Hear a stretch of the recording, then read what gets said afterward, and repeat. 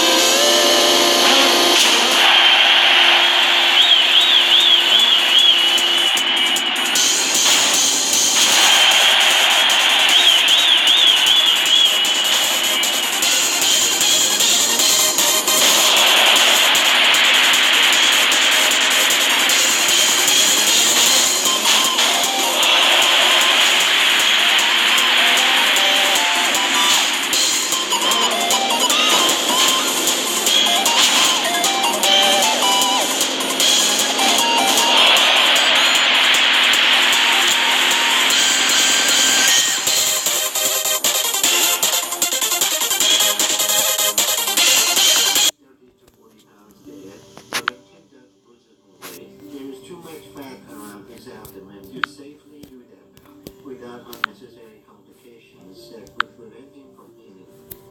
Although I did. But for right now, we can start with his arms, and then he will probably need 2 more removals to address his legs and then his abdomen. GCU is leading in the area of computer science and IT. Find your purpose at Grand Canyon University. Hey, what's up guys, Bionic here, and today we are going to be breaking some things, I'm sure you can imagine. Just picked these up from the local Walmart with the intention of just smashing them to pieces. This one is the thickest one, so I don't know if it's going to break or not, but we'll definitely find out. One way or another, these are going to break. So we got a champagne glass, I think a water glass, I don't really know. And then, a wine glass, so should be interesting. Anyways, let's get to it. So, just gonna move some of these out of the way. I think we should start with the champagne glass, just cause, it's a champagne glass, gotta keep it classy. So I do have a cutting board, might need to use that if it doesn't break right away. So, keep that there. But I have a feeling I might be able to do some real damage with this hand, so let's just try it this way. You know what? I need some eye protection, so give me 1 second. I'll be right back. Okay, so we're ready for action now. Alright. I don't have safety glasses, so this is what we're going to have to use today, but let's give this a try. I'm actually afraid, I don't know what's going to happen.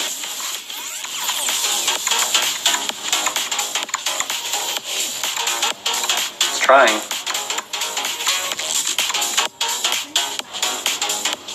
What the fuck? I spent like $3 on these. What do you mean they're not gonna break?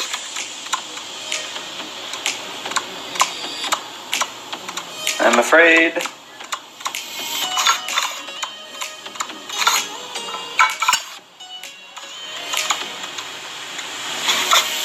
Fucking break.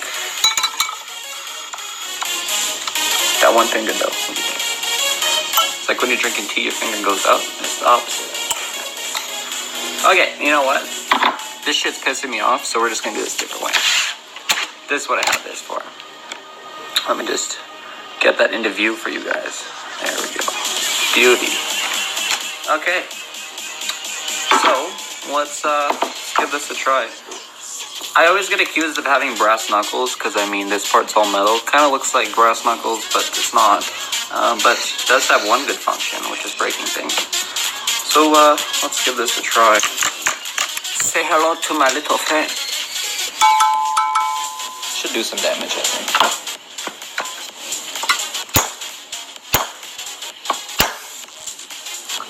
You never realize how strong these are until you try to break them on purpose.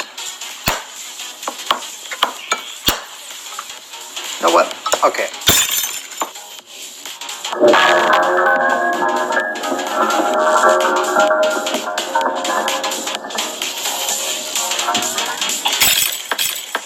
Shit. That is what I like to see. Ooh.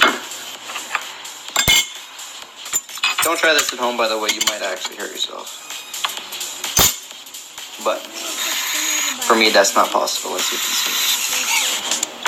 Well, I guess that's all for today, because only this one broke. And this one, I guess. This one's too thick. And this one is just too small, I guess. Like, if you ever try breaking an egg from the top, it doesn't really crack if you put something on it. I think that's the same situation what's happening with this. So I guess I just have an extra champagne glass now, but this one was successful. I like this. We need more things like this. Yes. Alright, well, I hope you guys enjoyed. If you did, like, comment, subscribe. Maybe share the video if you want. But yeah, stay tuned. There's going to be lots more. Anyways, peace out, guys.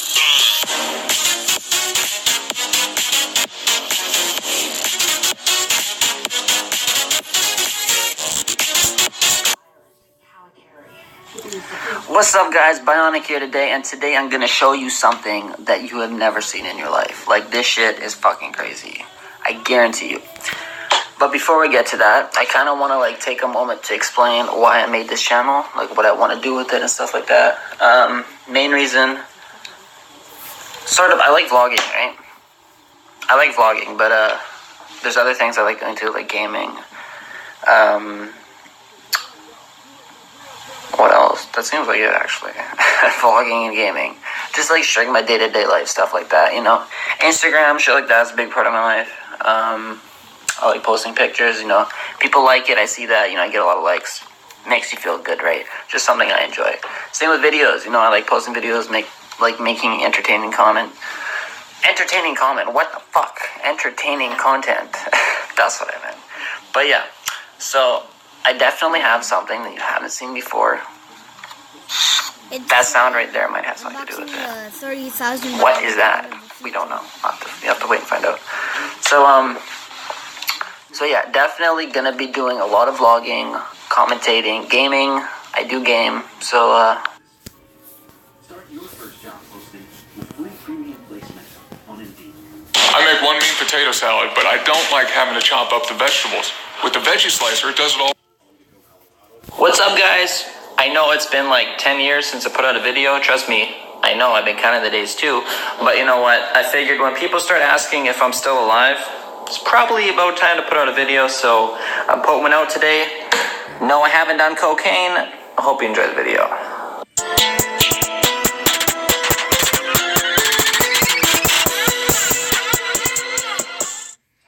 Okay, so there's a few things to talk about today. What's been going on with me?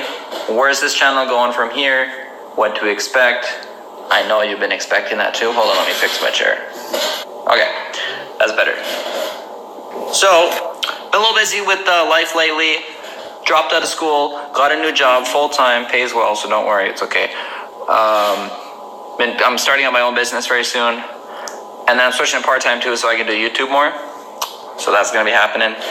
But the reason why I haven't been making videos, I got this new arm part. As you can see, it's very grande, it's very large. I don't like it.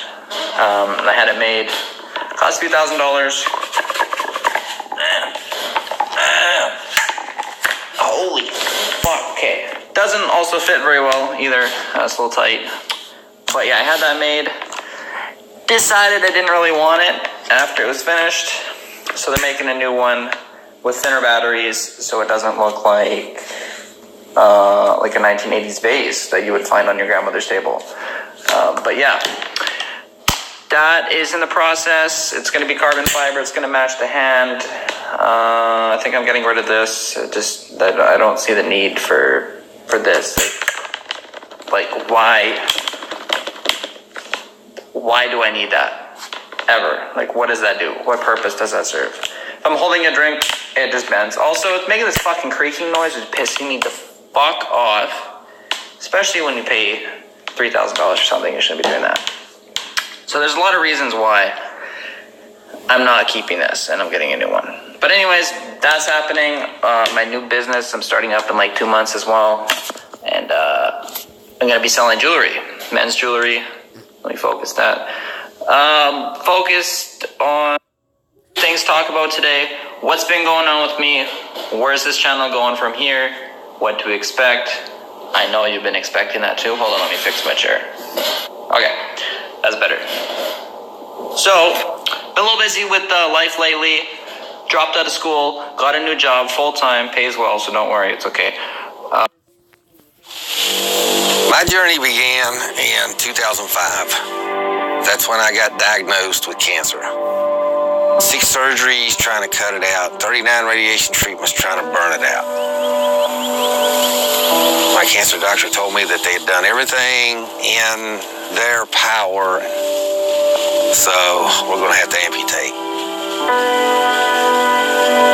At that time, I just called myself an old backwoods country hillbilly, and now they tell me that I'm the most technically advanced man in the robotic field to this day.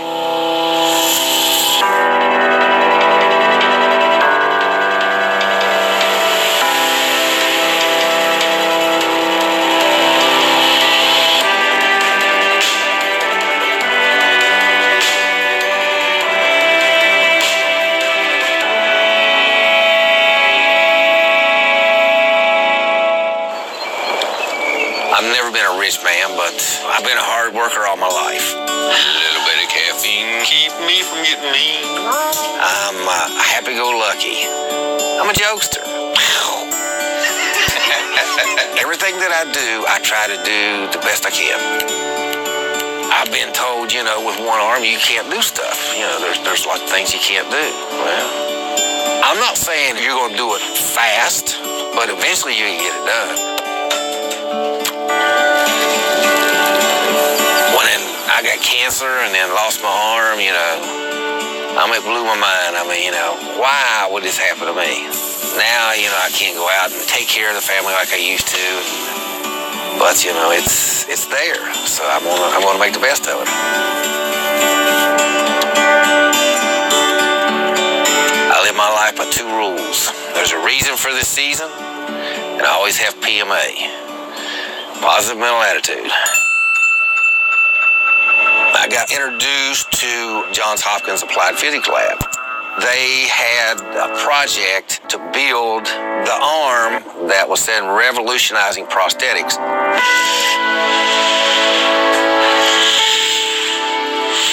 The modular prosthetic limb, they wanted everything to move just like your natural hand, wrist, elbow, shoulder can do. And they needed the human factor now to come in and start testing and working with the arm. I got a chance to meet with Dr. Albert Chi at Johns Hopkins Hospital. Dr. Albert Chi found the nerves that used to go to Johnny's hand and move them to come in and start testing and working with the arm. I got a chance to meet with Dr. Albert Chi at Johns Hopkins Hospital. Dr. Albert Chi found the nerves that used to go to Johnny's hand and move them to healthy muscles in his remaining limb. He introduced me to targeted muscle reinnervation, and that is the surgery and technique that you use to work prosthetics with your mind.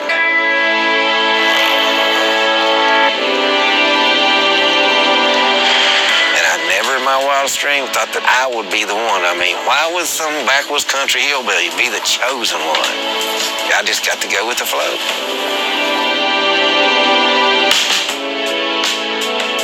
Courtney, as much as we have worked together now, it's more than just a tech prosthetist relationship. We're just like a family. Johnny's unique in all kinds of ways. But what makes him unique in how he controls the limb is that he has the osteo-integrated implant. Osteo means bone, integration with the bone. So they bore out the center and it's implanted into the medulla of the bone, the inner core. He's the first person to get the implant in the United States. The first time they told me, Johnny, I want you to think, close your hand. So I think close hand, and that robotic hand went closed like that. Man, I come by, I want to come out of that chair so bad. Remember, deep breath, relax. The biggest motivation is I have a second chance on life. I could have lost my life with cancer. I had 3 of my children that were in the service to come back with all their extremities, but some of their buddies didn't. I want to be the best role model to forward on the prosthetic field. I want to better a lot of lives. Nice. Sometimes the biggest challenge is slowing Johnny down. Every single time we work together, he shows me that there's far more by pushing the envelope that results in practical application, and it's forcing me to adapt things that I might not have thought of before. Right now, with kind of the man-machine integration, Johnny has narrowed that gap to the smallest distance that it has ever been. Right now, the modular prosthetic limb is an in-lab arm only. If I was able to bring this arm home on a regular basis, it's unbelievable what I could probably accomplish with this arm. I'm going to push it as far as I can push it.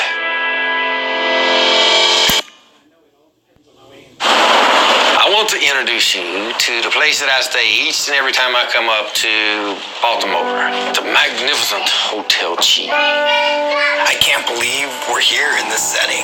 Everything we've done so far has been in the lab. And to see Johnny right now with the system in place, it's just so incredible and so moving for me. This man means a lot to me. I put my life in his hands. And I mean literally. Remember, he's beyond being my doctor. To me, he's just like my brother. Cheese! Yeah, cheese!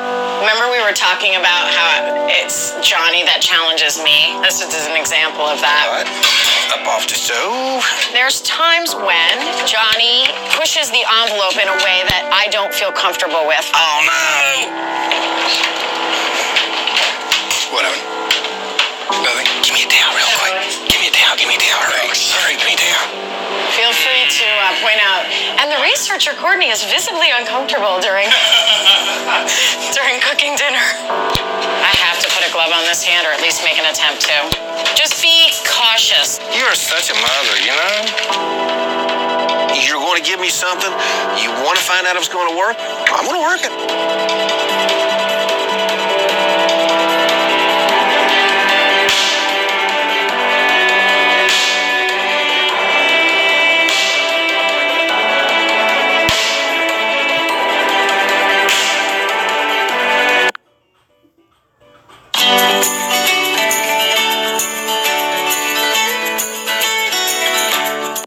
I'm Clint Emerson, retired Navy SEAL. I spent time at SEAL Team 3, the NSA, SEAL Team 6.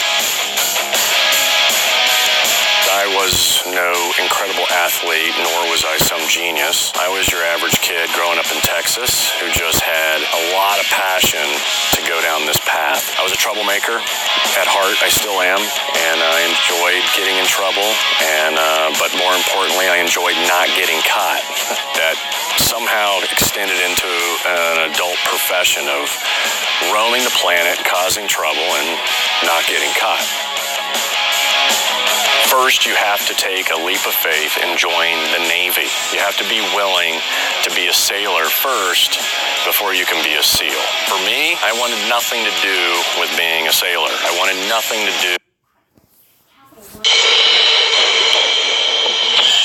All right, I'll make it super fast. Hey, it's me, Destin. Welcome back to Smarter Every Day. When you're in a jet, if the cabin depressurizes, they drop this little mask out of the top. Well, what happens if you're in a depressurized cabin and you're up above 15,000 feet and you drop your mask? Something called hypoxia takes effect, and you got to do something about that. Let's get smarter every day.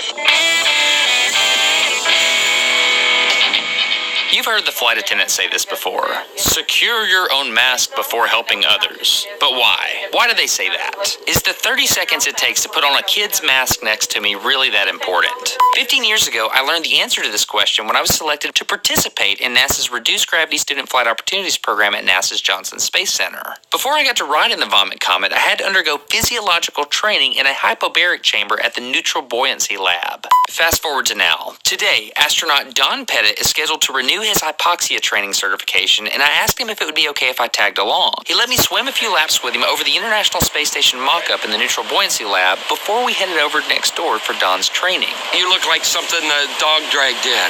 I feel like it too. The purpose of hypoxia training is to let astronauts and aviators know when they're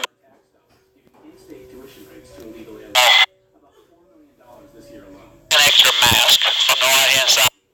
out of the air, you're suddenly in a cloud, very scary, very violent. Yeah, we're not going to do that. What we're going to do, operate. 15,000 feet, and you drop your mask. Something called hypoxia takes effect, and you got to do something about that. Let's get smarter every day.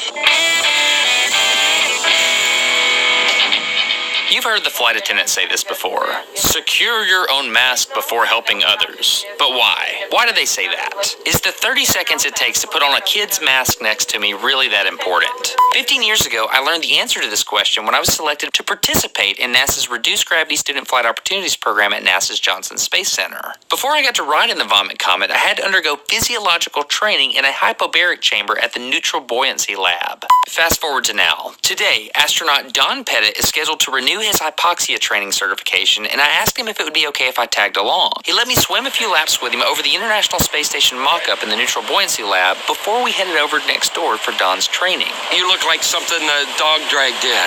I feel like it too. The purpose of hypoxia training is to let astronauts and aviators know when their brain is about to stop working correctly, which is very, very important. If you're at a high altitude in an airplane, the air is thinner, but the cabin is pressurized so your body gets enough oxygen to operate.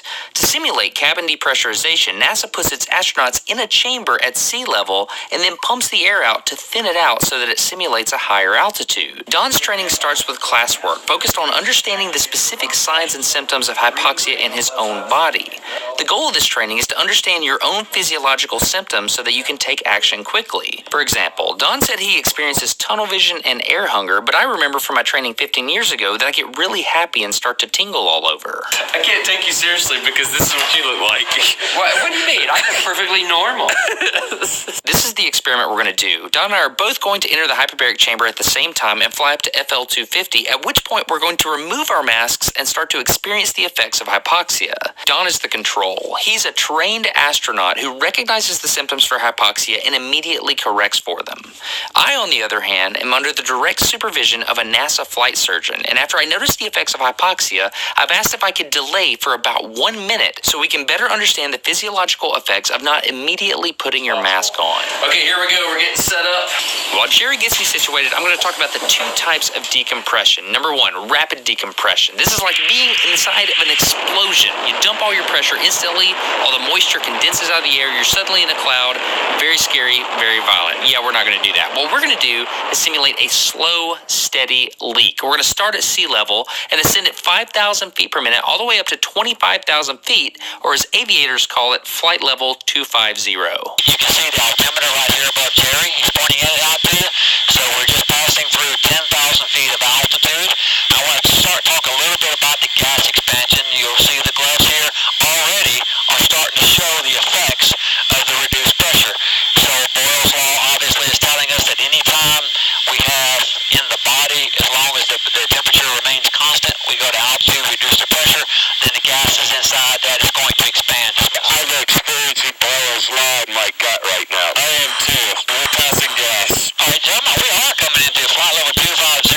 What Sharon is going to do is she's going to level off at that altitude. She's going to give us a little bit of a vent to get rid of some of that angle of bank that you guys were talking about. Now that we're at 250, what we're going to do is I need you to disconnect your mask from the right-hand side so that both of you get hypoxia at the same time, even with the mask disconnected. If you could do that for me. So if you'll drop your mask from the right-hand side, turn your regulator off. You can look at the surgeon's gloves. You can see that they are really experiencing some gas expansion. How are you guys feeling inside the chamber as far as the gas goes? Good. So we're going to start this hypoxia demonstration. Whoever has the toy, if you want to use that for me. So what I'd like for you to do is to pick up a piece, hold it up, show everybody, and tell me what shape it is. It's a triangle. All right, so you're going to put it inside the box? Good. Okay. Next piece. Another triangle. Another triangle. Circle. So no, it's a cylinder. It's a cylinder. Cross. Across. Square. Square. That's another cube. This is a cylinder. We also can see a little purple come around your nose and your lip area. This is a star. Now, before we do it again, let's put your pulse ox on your finger. We haven't done that yet. Let's try to check your O2 saturation and see what we're down to. You've been off oxygen now for 2 minutes, by the way. Roger that. Don, how you doing over there? I'm starting to feel like I'm going to black and white and the Looney Tunes kind of thing. My vision is going into just a central spot. All right, so Don, you can go back on oxygen anytime you want to. You don't have to stay off. I'd like to know what the O2 saturation is on your pulse ox there. What does it read now? 67. 67. Okay, so that's a critical area here where you need to start thinking about getting back on oxygen, because once you get below 60, death can occur just like that, right? So you got to realize that you don't want to die. Can we try the shape box one more time just to compare the difference between when you were just starting your demonstration versus right now? We can tell you're really starting to feel the effects of hypoxia. Triangle? Yeah, what I'm interested in is to see what kind of coordination he has now. Starting to tingle. Yeah, you've been off oxygen for about 3 minutes, 45 seconds. What is that? Square.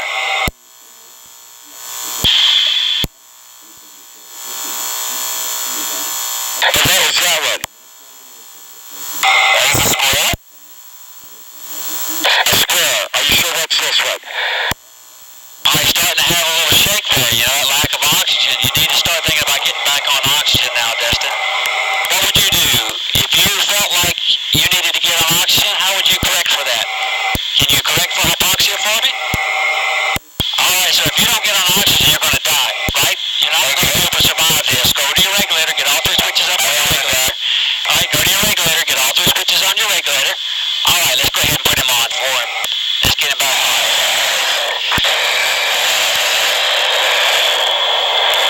All right, let's continue on with the shape box. So you're going to square? You're right, good deal, good deal. Circle? Look at that. See, that right there proves how much he's already gone from hypoxia back to feeling 100%. But this is really important. So this is why on aircraft, they tell you to put your oxygen mask on before you help younger children. That's exactly correct. Yes. Because you want to be able to have the mental awareness to be able to save yourself and save others. If you're waiting, what can happen is that while you're trying to reach over and put that oxygen mask on that child, you may end up passing out from the lack of oxygen. That's super important. I'm probably going to pay attention to the man or woman that's giving me the pre-flight briefing again.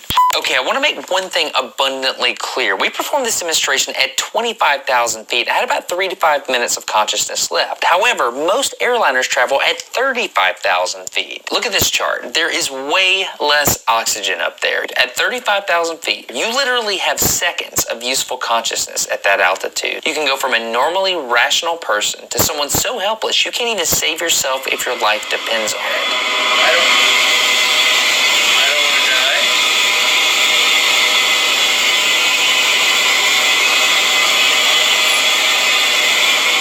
I don't tell you this to scare you. I simply want you to understand the physiology behind that little pre-flight announcement. Put your mask on first before helping others. I can tell you right now, had Susan not been in there with you and gotten your mask back on, we say it, you would have died. You really would have. You keep saying my life, Susan. Oh, your hamburger. Copy. Look, I don't want to get too deep or philosophical with this, but I think there's a neat metaphor here. Sometimes it's easy for me to see the problems in other people and focus on that, and I get so carried away with fixing other people that I forget that I have a problem too. And I think that's what's so cool about this demonstration. Sometimes you just... There's a gazillion different entrepreneurs, gurus that will say, oh my gosh, click this button and I'll make you so much money, blah, blah, blah, blah, blah, blah, blah. Well, shut the hell up. The reason why you haven't been able to make money is because you're focused on the wrong thing. Your entire existence has been about money. People don't make money because they want to. People make money because they solve problems. So for example, you're at my beach house, 4th of July weekend. When it gets dirty, I need someone to clean it. I can virtually reach out to 7 billion people on the planet to do that job. If you got 2 arms and 2 feet, you can clean. Therefore, that skill set is worth like $10 an hour. Now think about the flip side of that. If Paul, the gentleman behind the camera right now, were to fall down and start having a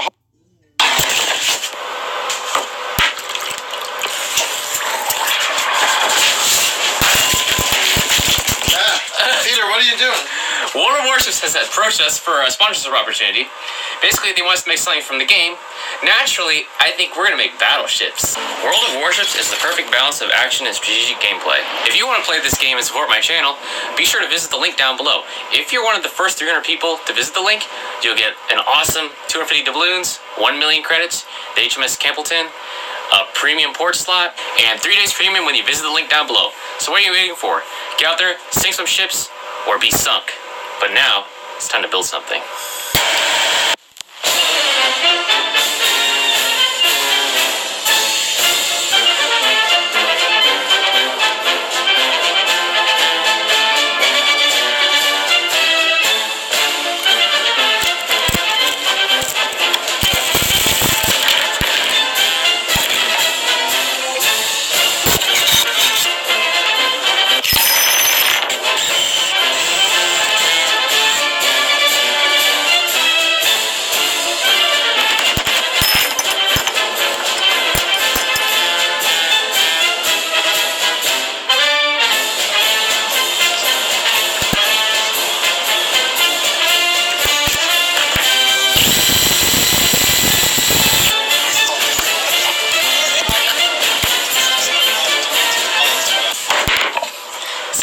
this out. Ooh, look at the gun. That's a gun? Oh yeah, don't pour the powder. I forgot I didn't put the firecrackers in there yet. I think we need to test Firecrackers. Yeah, we need to test fire this on that right there. So we're gonna try this out. Let's do this. All right, let's sink this battleship. Careers.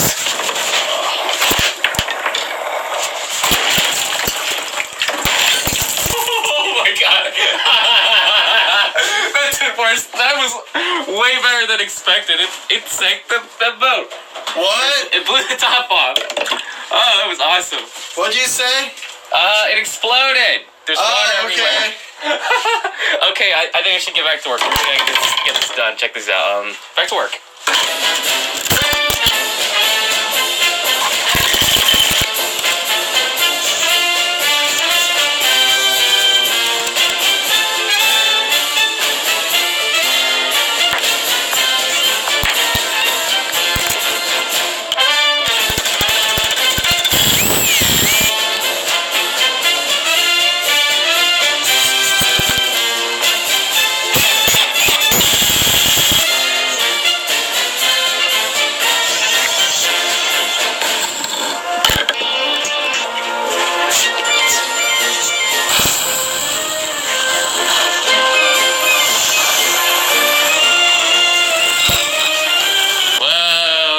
Look at this. Is this the boat? This is the boat. Whoa. It's pretty sturdy. Did you meant to do that? Yeah, a little bit. Okay, I need to get back to work. Let's take this back home and...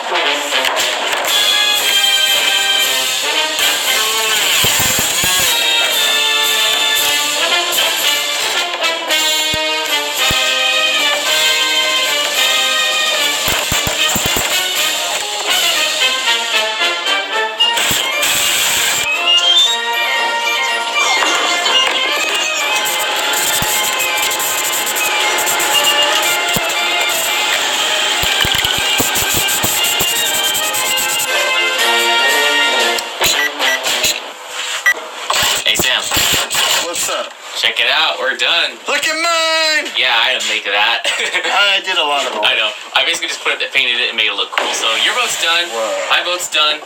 We should probably take these out to the lake and test them real fast before tomorrow's battle day. So let's get to the Y. Don't you dare. Nothing's stuck in place. It'll all fall out. Look when I hit the switch. Ooh, red hot. And... Whoa. Hey, I think I mentioned something about the weight rolling around. Shut up, Sam. We'll glue these down tomorrow. It tips over, we'll have to go get it. Yeah, I'm not going in there. Ooh, that's cool. World of Warships. What is this? The Japanese Toyota Yokohama? It's loosely based off of that. These are really loosely based off of boats. They use the same hull, just to make it easy to build. Mitsubishi Nokia. Alright, let's go underway. You're gonna tip it over. These actually move at a pretty good pace. It's not full throttle, but I don't want to. Full throttle is not very realistic. Oh gosh. Oh no. You gotta center that weight. It was centered. Turn I got sideways. some leaks. Oh, it is leaking? Yep. Oh, I told you I had holes. Oh, it's leaking bad. It's leaking so bad. How bad? We should probably fix this before we really do this tomorrow. It's taking up water. Oh my god, your boat's gonna sink. Maybe we should just wait tomorrow for yours. Okay, take yours out of the water. We'll have to do yours tomorrow.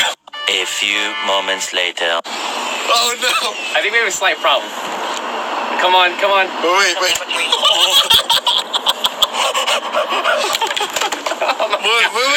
Wait, Peter. What? You know what this means? What? I sank your battleship. That was just bad. So what happened? I didn't catch it. The weight flipped over. I tried to drive a little bit too fast. Wait, the weight I told you was gonna roll around? Shut up, Sam. It was a bad day. Okay, this day just got 10 times worse. Everything was on schedule until the boat decided to take a nap at the bottom of the lake. I walk away for 1 second. What are you doing? This video just got a little more expensive. I helped carry stuff. Isn't it a little late for this? Oh, what is this? How's it work? There's a run cam on the stick, and you stick the stick in the water, and then you see underwater. Kind of amazing, huh? There's the floor. Oh, there's the floor. Where's the leg? Bottom. Yeah, this is the bottom. This is gonna be painful. We can only see a little bit at once. Yeah, I don't think we're gonna find this. We don't have to remake this, do we? Overnight? I may have to I might have to do something else. Oh, this is so terrible. I don't want to admit defeat just yet. Well, let's keep looking. 2 hours later. Look, I just found it. Wait, what? I just found Stop paddling, stop. I got it. We're coming up. Okay, slow and steady. How'd you get that back? What? That battery hanging off. Oh, hold on. What battery? No, I think that's that is the battery. Wow. Dang, how'd that not come unplugged? Look at the pins. Look, check that out. Oh, that's nasty. There's a wild Toby. Alright, moment of truth, see what works. Oh, hand me the transmitter. Telemetry lost. Telemetry report. Haha, look at that. I just sprayed more of this in there when you weren't looking, and it came back to life. Are you ready to battle? Let's do it. Battle stations! Go on the boats! Oh no. Oh, hang on, mine's stuck. Go, go, go. Oh, mine's skipping.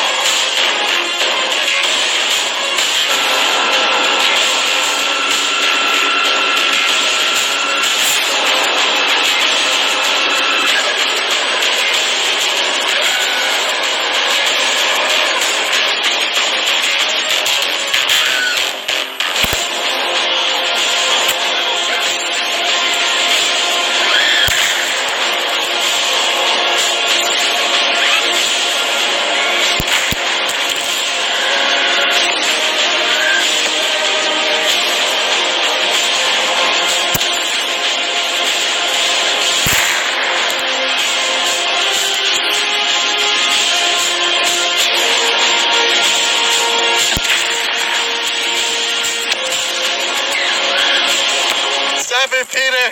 I don't think the firecrackers are really working. Better stuff. Okay, Ty, let's put some fireworks on these things. Let's do this. What do you think, Dewey? It's big. It looks like an M80. It's not really an M80, but it's an artillery shell. Sam, I have something for you. Because we need to break these boats. I'm going to have you put I'm not putting that in my boat. No, you're putting it in there. I'm not putting that in my boat. But just to fuse up a little bit. So if we do hit each other's boats and get each other's fuses on fire, we can end this video. You have 2 boats, that's cheating. So I have the Lusitania as a support ship. I got bottle rockets on mine. And who knows what else? What do you got on yours? Bottle rockets and some surprise. Okay, let's do this.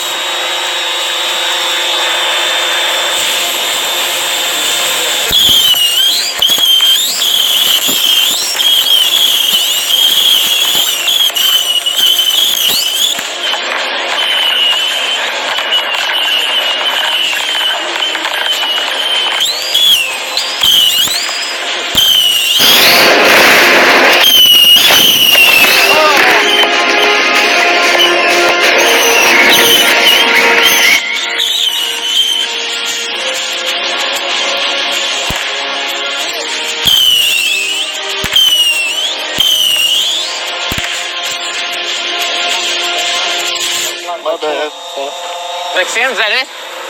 Wait. I see something smoking. I think that's a piece of the big one. Let's get out of here. Well, how are you supposed to see that? It's way over there.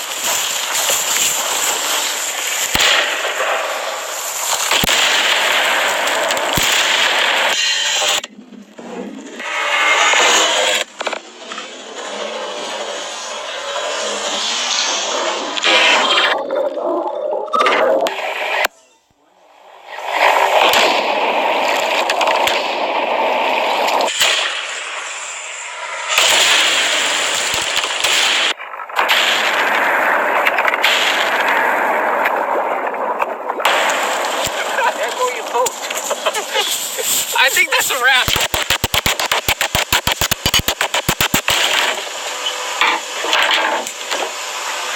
Okay, that was awesome. What do you think, Sam? That was really fun. Okay, but before we debrief and look at the rest of the actual carnage here, I'd like to take a moment to talk about this video sponsor, Wolf.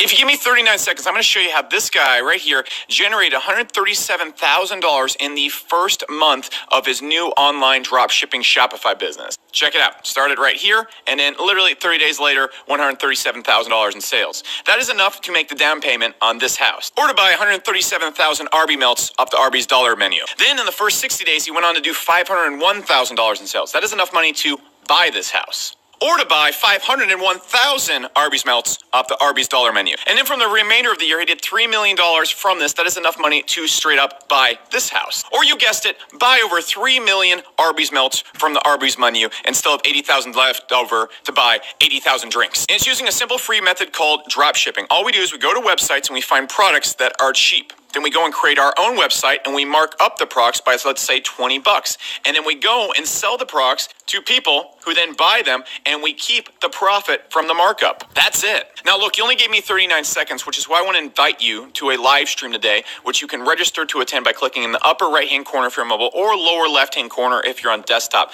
What you're going to see is exactly how Matt, the guy from the picture who can now buy 3 million Arby's melts if he wants, you're going to see exactly how he did this. You're going to see the type of store that he created. You're going to see the exact products, the things that he's... Don't fall. Oh my God! Here we go. Oh, stop! Okay, so World of Texas came to us for an awesome opportunity to do something from the game, so they sponsored this build. And naturally, we are going to build a tank. Let's start the build. Whee!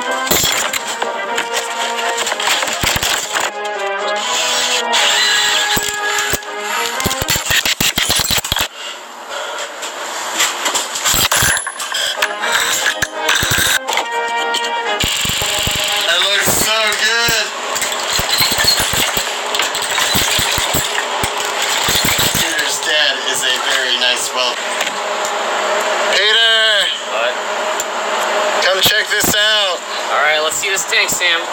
Let's see how expert your CAD skills are. I deserve a undefined drink because we're not sponsored. What do you think? Oh my god, it looks so cool. We'll have to do anything other than the millions of little tracks we had made. But this is pretty sweet. Stand in it. Let it push you around. Instantly. Oh, it's a xylophone. Push him around. Push the tank. Oh my god, it works. It's so cool. Okay, back to the montage.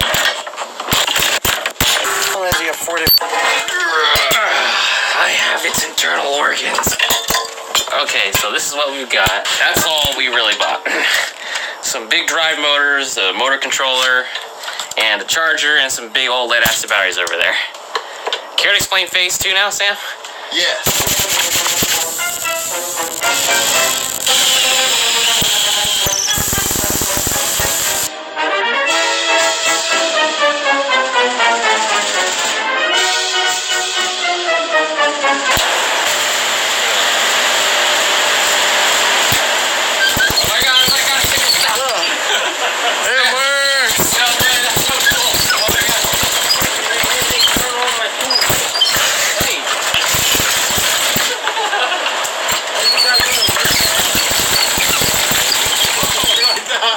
A few moments later.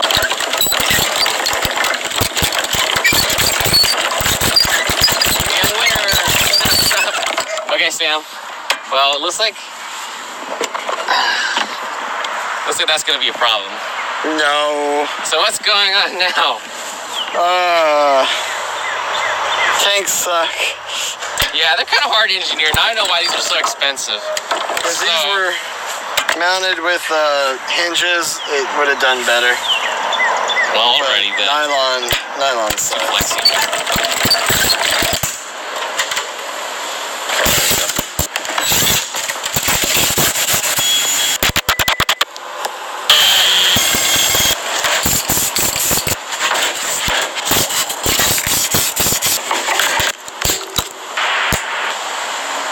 There, Sam. It's all yours.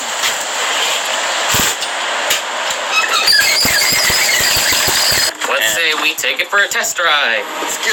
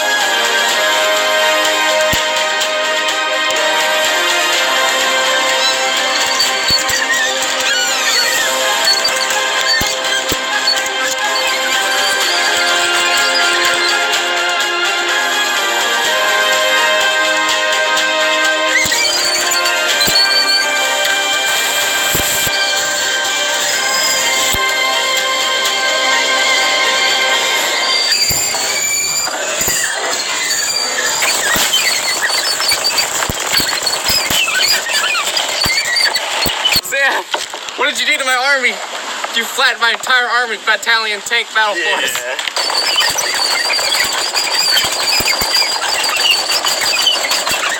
Well, that was fun. We squished all the things. But you know what's pretty American about a Sherman tank? Fireworks. Oh wait, that should be an American thing. Let's go some fireworks. Nice. Hey, Scotty. Some conveyor belting. Yeah, how's it going? Too bad. Hook us up with some fireworks. Absolutely. All right, Scotty, what do you got? Put your hands up. Oh, Adora.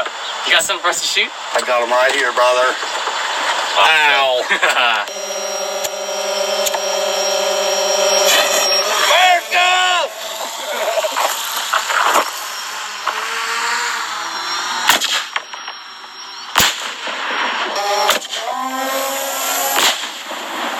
Okay, Sam, we probably should equip this tank with stuff. So, we're gonna get some of these. And here's the other type of ammo. So we'll get some of these too. Those are big rockets. Oh wait, before we leave, hey Scotty, if you want some fireworks, where should they come to get them? Wholesale Fireworks Outlet, Cedar Grove, Indiana.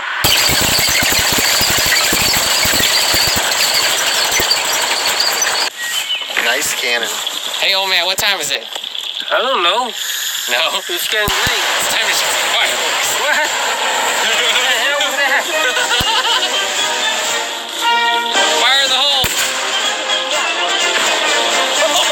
Oh my God. Fire in the hole.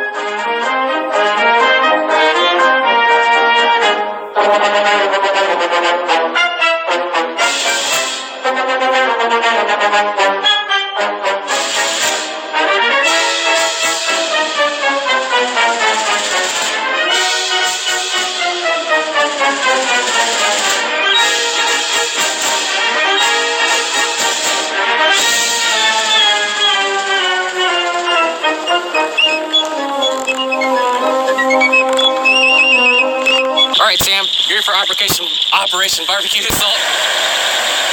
I guess it's a yes. Go, go, go.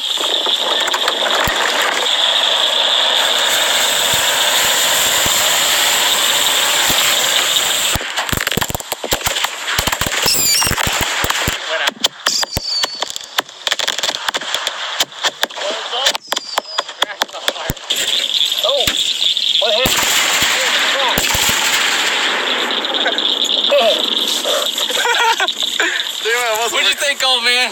I think the steak is done. This steak is so cool. You put a hole in my grill. It's pretty cool. I'm sad the batteries are. Wait. Oh, yeah. Look at the hole. Your grill is done. I've had that for years. I think your grill's a little rusted out. What'd you say, Sam? Should we go back to the shop and debrief? We should go to Walmart and get me a new grill. Nah.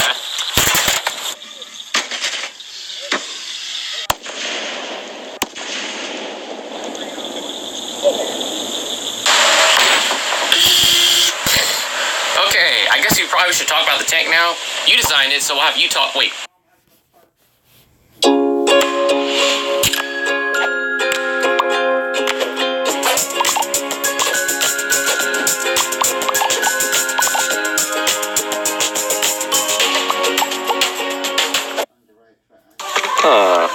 Hey Sam, look at this.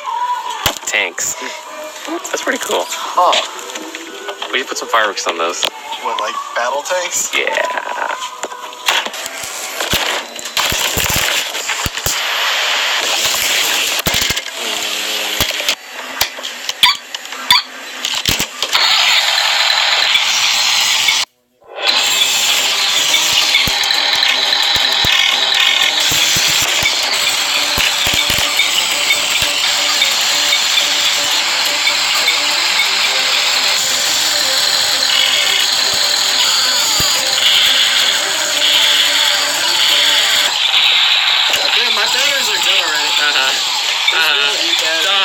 Die! Did you kill me? Yeah. Looks like you're dead to me. How am I dead?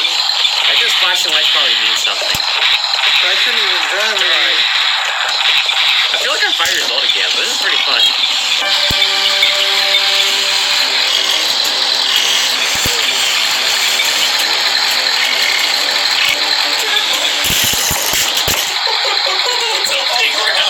Oh my god, that was I think your tank turned off. Stop playing with that. Okay, well, these things are pretty cool. I mean, they work alright as toys. The infrared stuff is really not the best as far as the accuracy goes. It seems like I have a shotgun effect. But for like $30, these are pretty cool toys. I enjoy them. But I think we're gonna have to modify them now. So you gotta go see your girlfriend and go do your girlfriend stuff for a few days. So while you do that, I'm gonna go modify these tanks because I've been playing a little bit of Battlefield.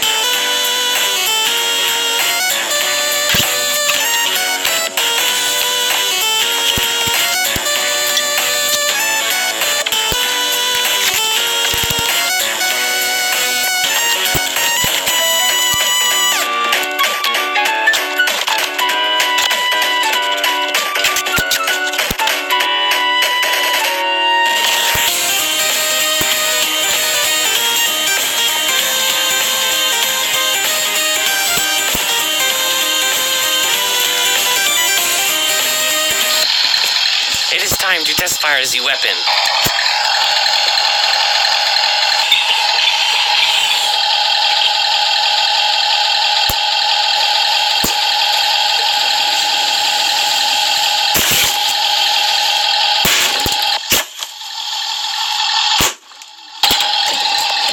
Weapons testing is a success. Time to modify the other tank.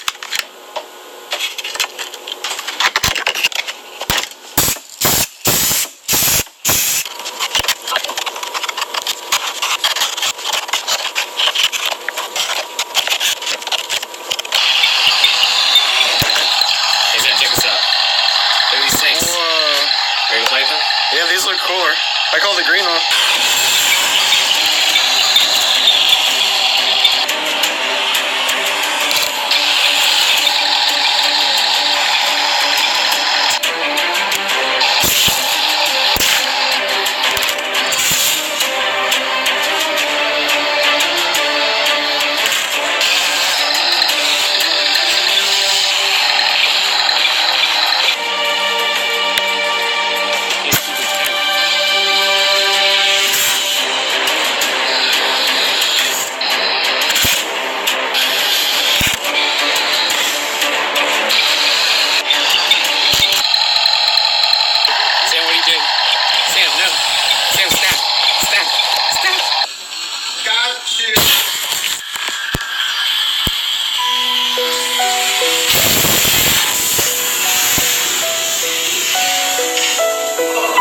Got you.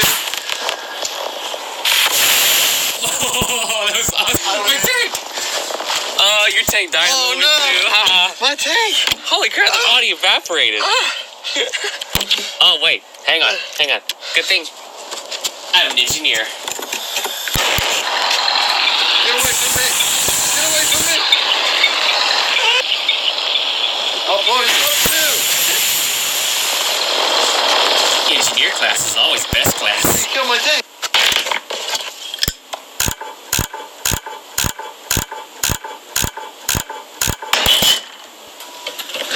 Well, that's pretty fun. Now, a little bit was a bit staged, but for the most part, the tanks actually detonated. What I did was I took a bunch of black powder from these firework mortars, and I put it inside this plastic bag.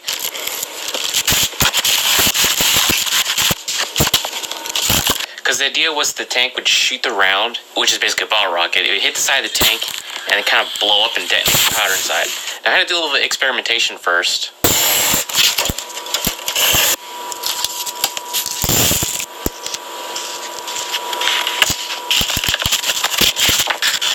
Two, one.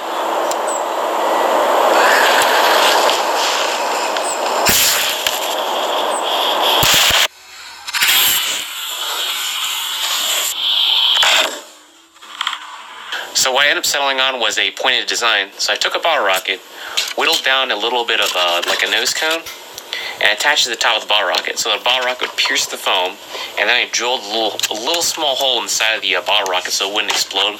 Because you'd be surprised, the explosions from the bottle rockets don't really set things on fire. They tend to blow out fires because there's such a high velocity explosion. So I drilled out that side, and you kind of step inside the tank, and you can see it shoot the fire, which slowly burned through the foam, or rather quickly, and then it detonated the ammo cache, which completely blew up that tank. There is nothing left of that body. Now, as far as the mechanism goes, it's basically just a little nichrome wire, which actually gives me about probably 4 or 5 ignitions before the nichrome wire actually burns out. I'm running off just a 2-cell LiPo for the most part. Seems to be working all right, and it's a 30 amp speed controller, which is not too bad for this entire setup. That video was supposed to be a little bit longer, but the problem was it kept getting cold cameras, and they would just stop and start freezing up, especially my stupid iPhone for whatever reason, so I lost some of the clips. So this week's video is a little bit shorter than I would like it to be, but maybe more on that next week or maybe the next 2 weeks. It's cold in Ohio. It's becoming really, really hard to do these things outside. I had to do the little bit of music video because it was just too hard to do an actual battle because our hands were just freezing after just a few seconds because it was like 2 degrees that day outside, and it was terrible. Well, so I hope you guys enjoyed the video. Be sure to leave a like and subscribe, and also try clicking that little notifications thing because my uploads are a little bit infrequent, mainly because, you know, the weather, and it's getting hard to do these things solo, plus I started another job and more BS on that. Maybe I'll do a Q&A. But anyways, yeah, click the notification bell, be sure to like, subscribe, leave a comment, or let me know what you want to see next, and I'll see you guys later.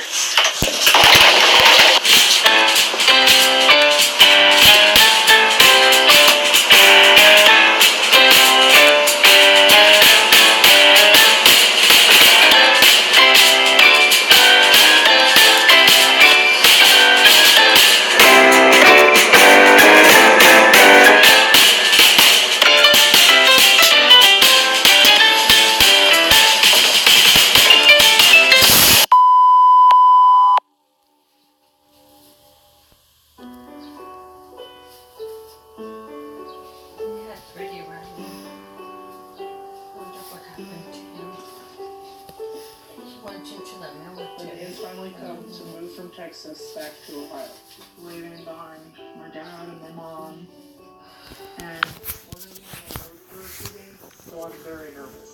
I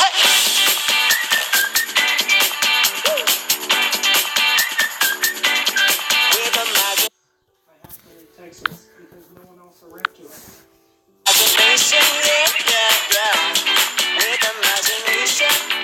SC Johnson.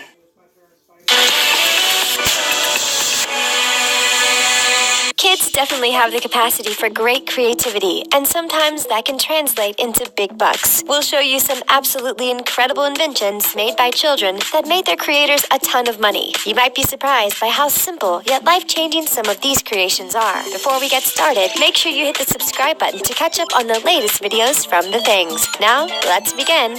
Making bacon. There are few things in this world as satisfying as biting into a crispy strip of perfectly cooked bacon. But anyone who has ever been splattered with bacon grease knows that preparing bacon can be a real pain sometimes. Thankfully, there's now an easy and painless way to cook up vast quantities of bacon right at home. Grease is the nemesis of the bacon fan, since it not only splatters, but can soak into the bacon, adding even more fat and calories. When she was only 8 years old, Abby Fleck came up with a way to avoid cooking bacon in a pool of grease. The Making Bacon device is so simple that you don't even need an oven. Just place the bacon on the stand, which prevents it from simmering in its own grease. You then put the bacon-covered device in the microwave and cook it until the bacon is done. It's a fantastically simple plan, and Abby even made her first prototype out of a plastic coat hanger. Finally, she ended up being able to patent her idea and then struck a distribution deal with Walmart. Her grandfather helped her finance the first 100,000 models, and it turns out that was a great investment. This small piece of plastic has already earned Abby millions of dollars. Now all we need is a simple gadget for making bacon pancakes. Water talkie. There are so many incredible things to be seen underwater that it can be frustrating not being able to communicate about them. This was the situation that 11-year-old Richie Stikowski found himself in during a family vacation to Hawaii. He found himself wishing that he could talk underwater and decided to find a way to make that possible. The process started with some research, which helped Richie determine that there was no current device like the one he was looking for. So he switched focus and started learning about the fascinating science of underwater acoustics. After the research phase, he started developing prototypes for his device. He contacted the management staff of his local pool and got permission to try out his device underwater. Finally, he created a device called the Water Talkie. This conical device has a blow valve and a plastic membrane. It may look simple, but allows swimmers to communicate with one another underwater. By using the Water Talkie, you can tell your friends about a fascinating fish from as far as 15 feet away. Richie and his mother started a company called Short Stack LLC and started getting orders for the Water Talkie. At age 13, he sold his company to Wild Planet Toys and made millions of dollars on the deal. Magnetic locker paper. Decorating your locker is a huge part of school for most kids. It's an exciting chance to show off your personality and make the place you store your textbooks a little bit more cheerful. The only challenge is getting things to stick to the metal surface of the locker. 14-year-old Sarah Buckle found that she often had to resort to copious amounts of tape in order to get things to hang in her locker properly. But then at the end of the year, she found herself struggling.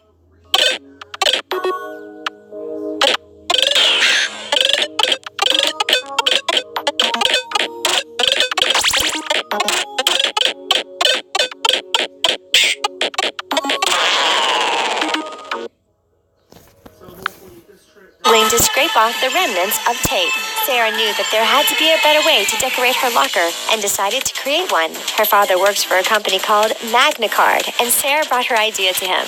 He admitted that his company sold products that were a bit dull, and he was ecstatic with the idea that his daughter had come up with. Not only did Sarah come up with an amazing idea, but she worked to choose colors and patterns that would appeal to kids and make the product a success. The idea was a hit, and major retailers such as Target, Rite Aid, and Staples couldn't wait to get the magnetic locker wallpaper on their shelves. This brilliant idea earned Sarah over $1 million in its first year.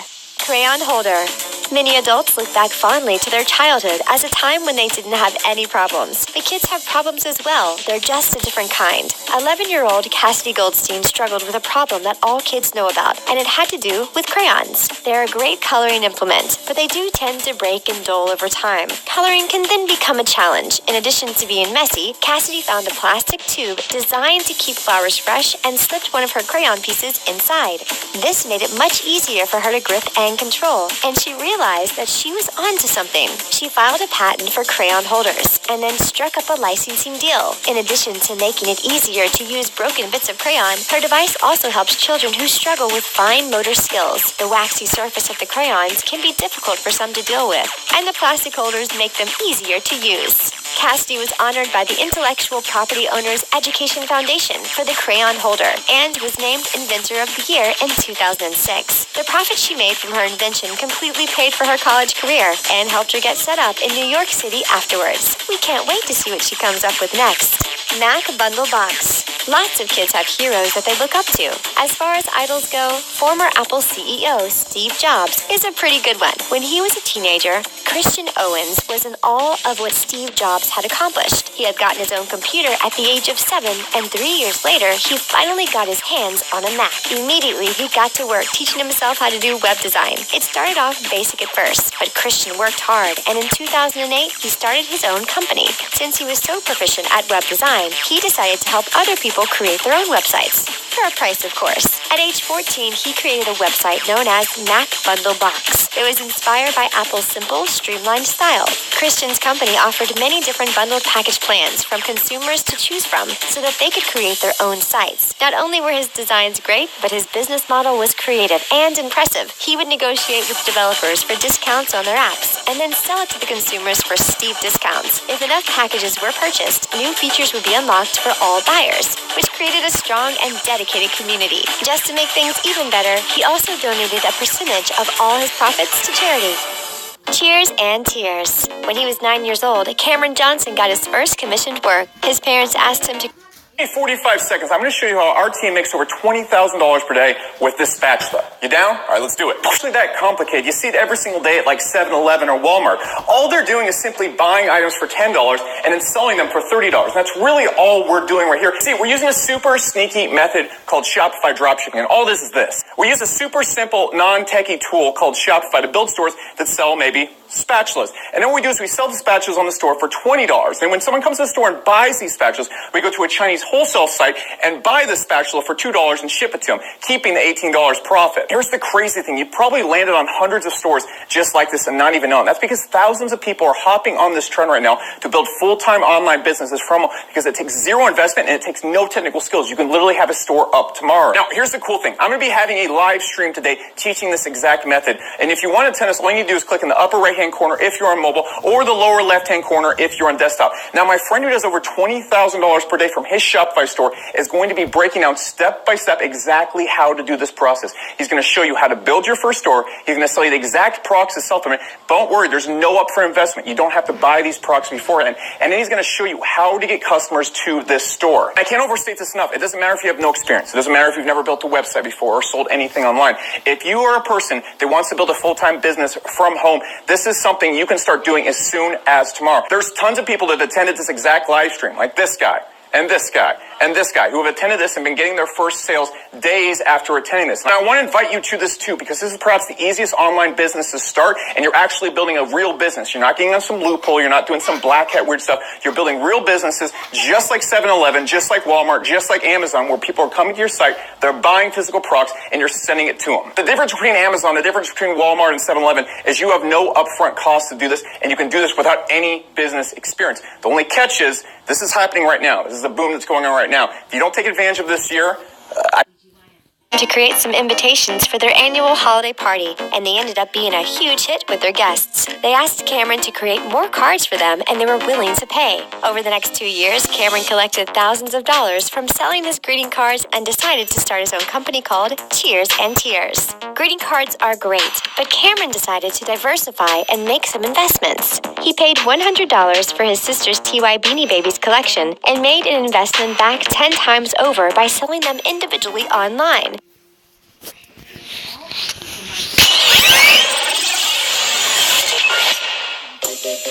ULO. The ULO is intended to inject some personality into an otherwise ordinary surveillance camera. A device resembling an owl features two animated LCD eyes, that serve to convey emotion. A two-way mirror that looks like a beak masks a high-resolution camera with a night vision and a motion sensor. When you're away, Yulo automatically sends you GIF messages whenever it detects movement in the house. Yulo streams directly on a secure web page and captures snapshots on demand. According to creator Vivian Muller, the camera's cute animalistic design seeks to redefine the way we interact with objects. If Yulo looks sleepy, you need to charge its battery.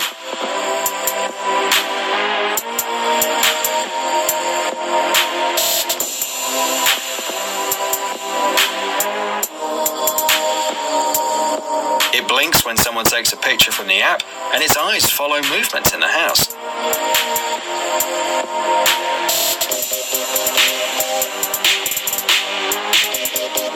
The mobile app allows you to customize its eye color, size, and shape to match your interior.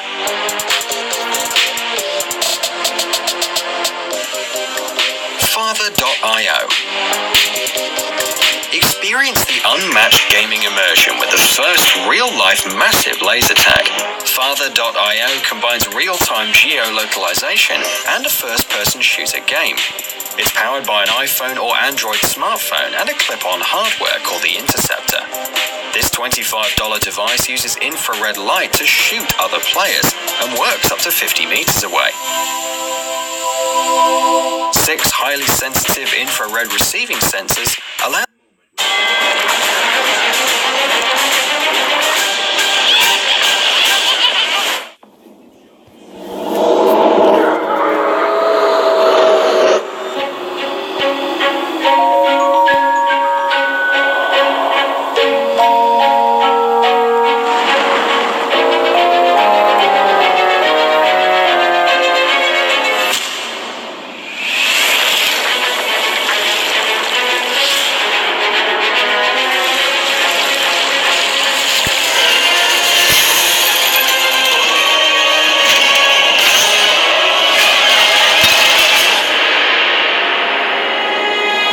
starting to look like Halloween around here.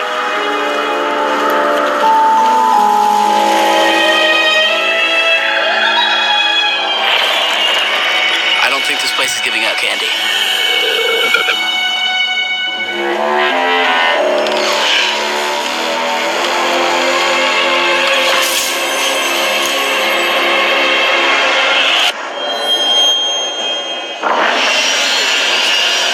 Haunted Halloween.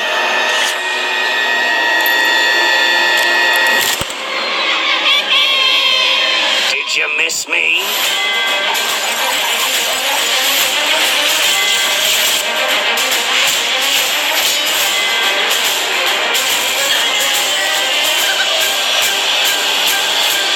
You discovered a walking, talking dummy and you didn't tell me? Okay, well, he seemed like a really nice guy at the start.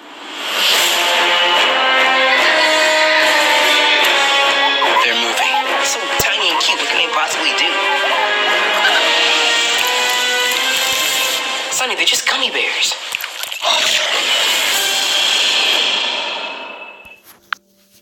allow the Interceptor to detect shots from any direction, both horizontally and vertically. The app merges digital experience with the real world, using OpenStreetMap to let you interact with over 12 million locations.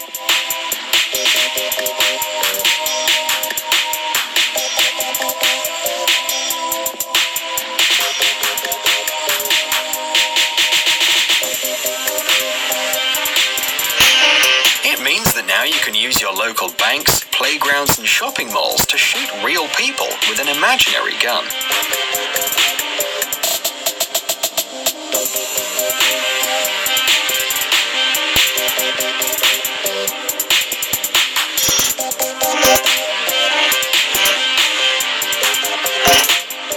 Hub by Echo. Echo Audio has created a new wireless hub for multiple simultaneous listeners. The system consists of a docking station that transmits audio from any source to wireless rechargeable receivers called sound pucks.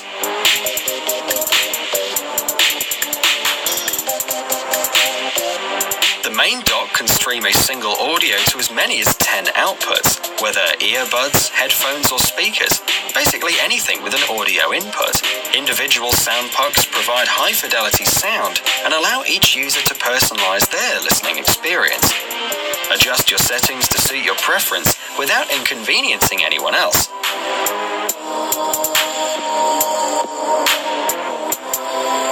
The whole system is controlled through an app that lets you set volume controls on individual audio pucks, a safety measure to ensure safe listening for kids.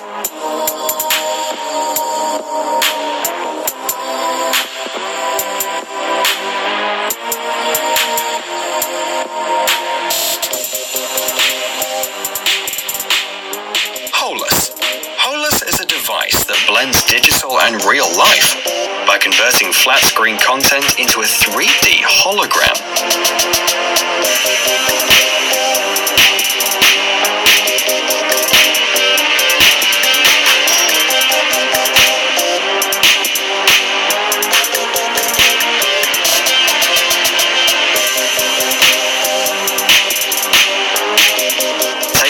Content from your tablet or smartphone, and Holus will create a holographic projection of it, seen from 4 different perspectives and 360-degree viewing angles. Most gadgets tend to isolate people from the community.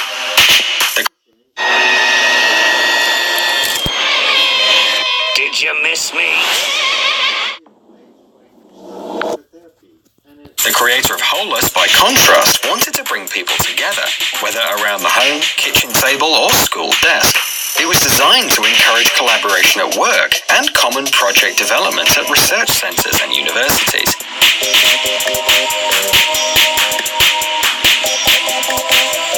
Holus uses dynamic perspective correction and dynamic stitching algorithms to bring you an ideal 360-degree experience.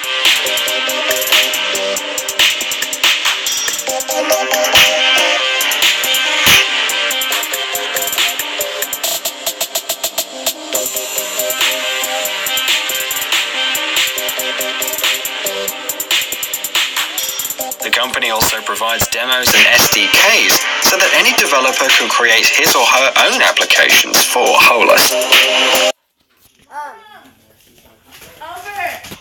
Her got stuck in her leash. What? Her Tell me, is it dangerous? No, but her leg is stuck. Well, can you help her? Sapphire, stay. Stay.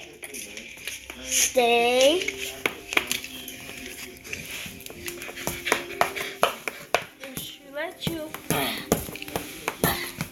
There you go, Sapphire. Would you look down the hallway? It was so funny. Ow! Stab it! Settle down, Sapphire. No. Yeah. Settle down.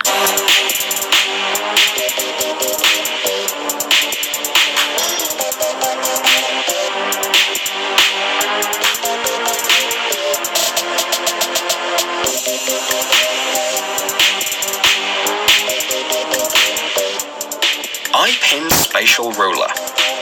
Renovating your living room and purchasing new furniture can be a challenging task, especially if you're not friends with tape measure.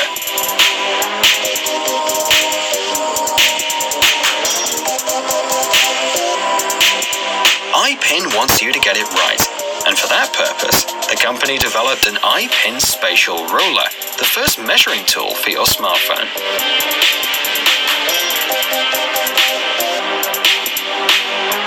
In order to start measuring, plug the device into the earphone jack and run the application on your iPhone.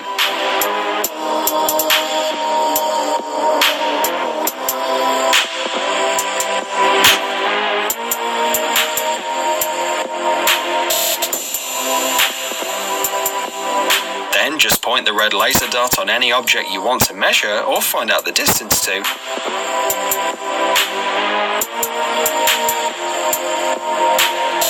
and an instant measurement is made possible through a laser-guided photography and an accurate spatial calculation technology.